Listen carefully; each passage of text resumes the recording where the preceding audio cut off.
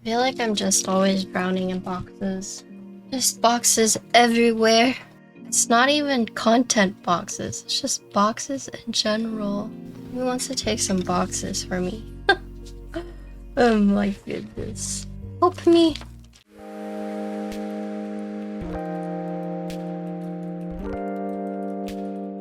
So today we're going to be building the Hiexa. This is the 80. So this is actually open for pre-order right now, but there are 4 keyboards that you can pick from. So Hiexa or Hiexa? Oh my gosh, I'm probably butchering it, but basically they have a pre-order for 65, 75, 80, and then a macro pad. When they reached out to me, they told me, okay, you have a choice between the 3, which would you like? And I ended up going with the 80. All 3, the 65, the 75, and the 80 come in 3 different colors. You get pink, which is glitter spray coated, latte, also glitter spray coated, and avocado. So those 3 are all glitter spray coated. You have 4 anodized, so black, silver, ice blue, and then midnight blue. Thank you for your choice. Thank you for sending this out to me. So some details about this. It uses PVD weight, tri-mode hot swap PCB. The default plate is palm, and it's a 3-in-1 mount. They have it listed as PCB gasket, plate gasket, or top mount. They talk about, I guess, like the anti-collision, the silicone column. It does use ball catch, and then magnetic connectors, so pretty neat. Prime mode PCB right here. Not to be handled by unauthorized personnel. If you didn't buy this, you can't handle it, okay?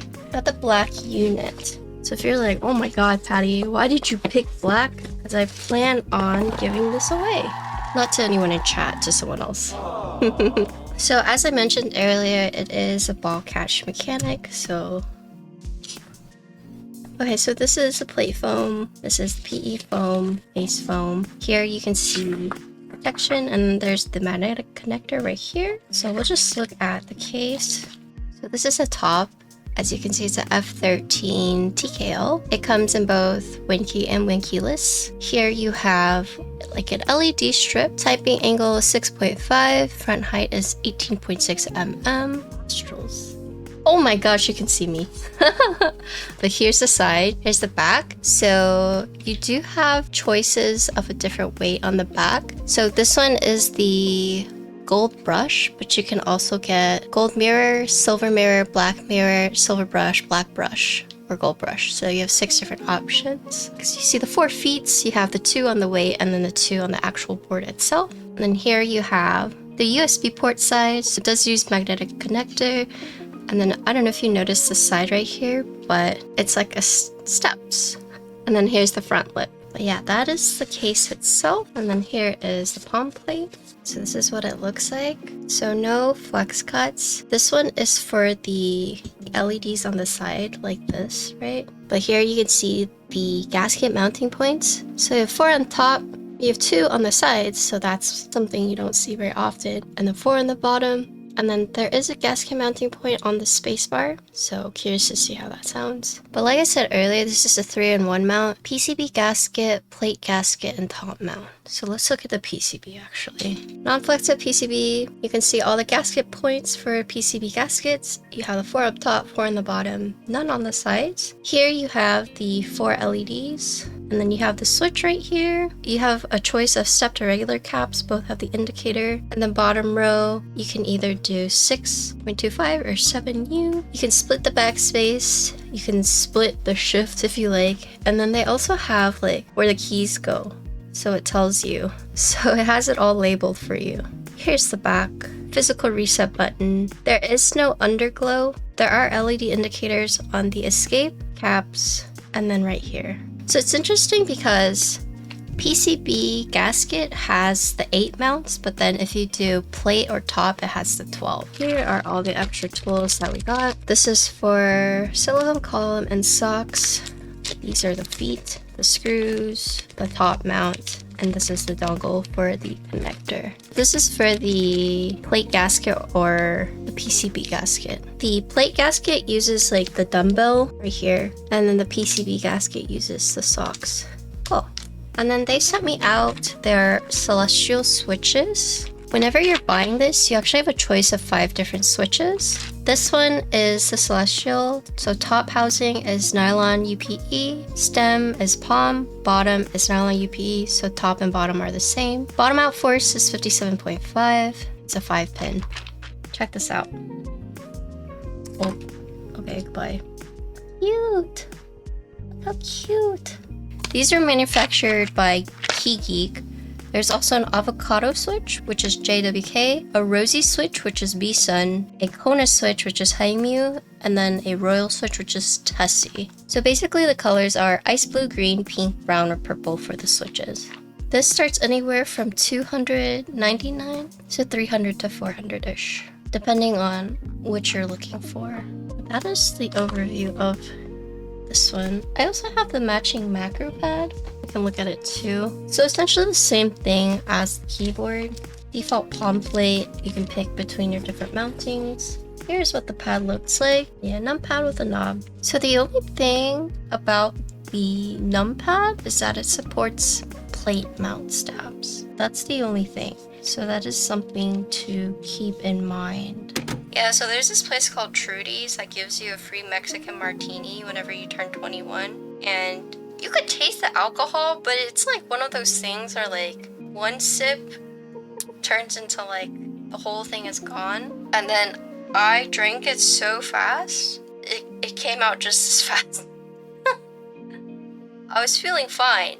And then it all hit me at once when they're like, let's take a group photo. And I was like, I feel like I'm about to throw up. And they're like, can you hold it? I was like, no. And then all three of them rushed to the bathroom with me, opened the stall, kicked the stall open, lifted the toilet seat. Three of them held my hair, patted my back as I threw up. One of them left to go get me water to like swish afterwards. It was a whole army in there. But they took care of me.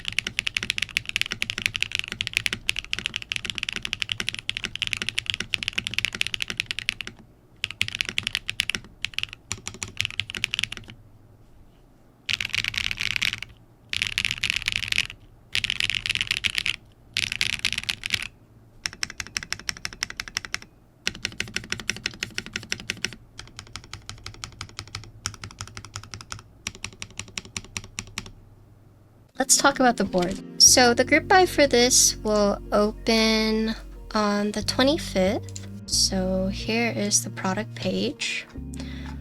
So essentially they're releasing 3 layouts and then the macro pad at the same time. The first one is the 65%. There are 7 different colors. You have anodized and then you have spray coated. So here are all the ones you can order. So you can order the 65, the 75, the 80, or you can get the 80 with the macro pad. All of them use the tri-mode hot swap PCB. So tri-mode being you do wired Bluetooth or 2.4. Apparently they all support QMK and VIA. That's actually how I flashed it, how to use QMK. And there are multiple layouts, so you can get Win or Win keyless at least for the 80. And depending on, you know, the bottom row spacebar, you can either do 6.25, you can do 7U.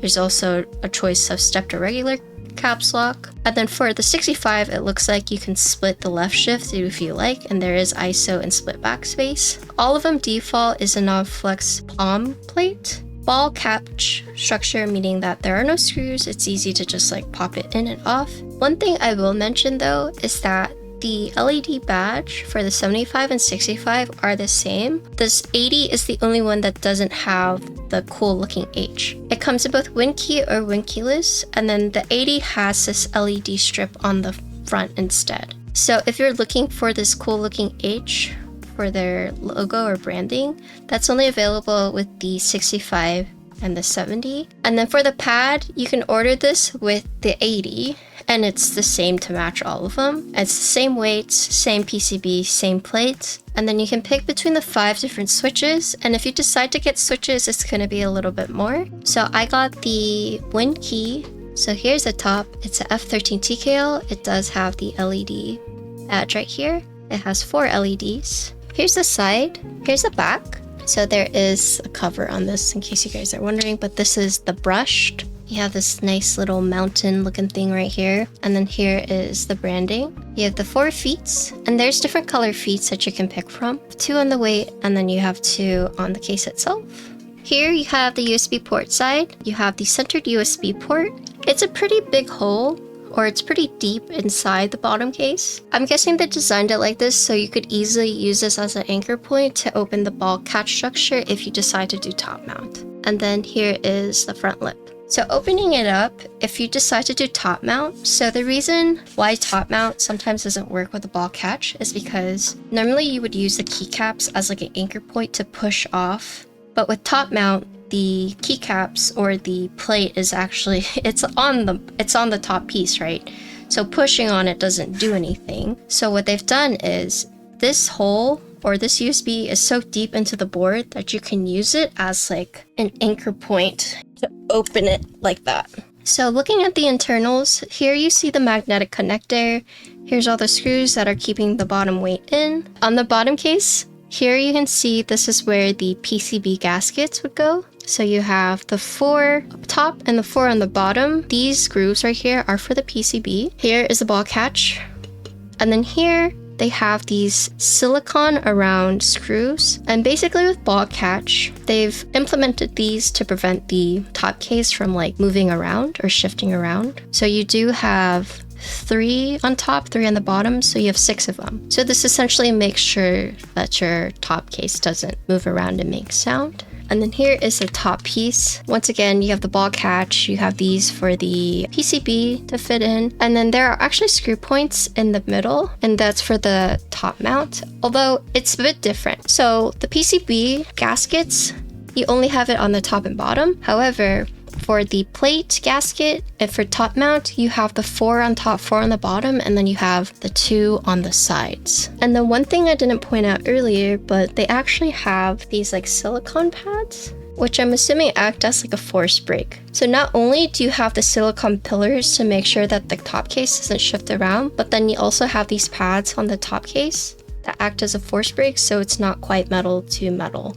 I would say in terms of like typing feedback, top mount is going to have the stiffest, hardest feedback. Next would be PCB gasket, and then lastly would be the silicone on the plate. So basically the softest typing experience you could get is with the silicone plate. And then the hardest or stiffest you can get is the top mount, especially since the top mount has these additional 4 screws on the side. If you like that type of feeling, this one definitely encompasses it. Overall, I'm pretty impressed with the board. I wouldn't quite call this like an entry level. It's kind of teetering around entry level and mid level. It has like the mid level prices, but the ease of building of it is so easy that it's kind of like an entry level, but I would say it's in between. If you like the aesthetic of this, it's a solid board. If you've been looking for like a TKL numpad combo, it's all there for you. if you're looking for something that has top mount, because there are a few ball catch with top mounts, but I would say they're not implemented as well as this one. But yeah, I would say if you're interested in getting like a TKL with a numpad, as well as, you know, having a ball catch keyboard with the top mount, this would be a good option for you. I would say the price range though does lean more towards like a mid-level board, but even at the price point, I don't think it's unfair. When I first started to build it, I was kind of a little skeptical because I was like, oh, we've been building a lot of these like ball catch, you know, multiple mount boards. But then after building it, was like, oh, okay. I will say it is a bit more expensive. If you're looking for very specific things, I could see why someone would buy it. But yeah, so that's the build. Thank you, Hiexa Keys, for sending it out to me. They've done something right with this one.